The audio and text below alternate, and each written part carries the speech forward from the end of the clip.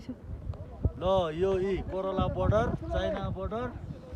हाम्रो छोरा 2 वर्ष हुँदाखेरि आइपुग्यो हो यस्तो सानो मान्छे सबसे सानो बाइकमा आइपुगेको हाम्रो छोरो कोरोला बोर्डर भनेको चाइना बोर्डर उ चाइनाको घरहरू त्यो चाइनिज घरहरू हेर त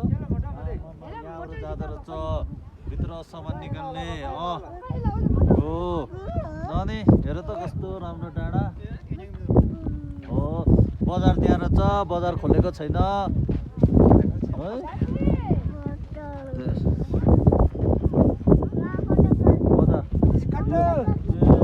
बजार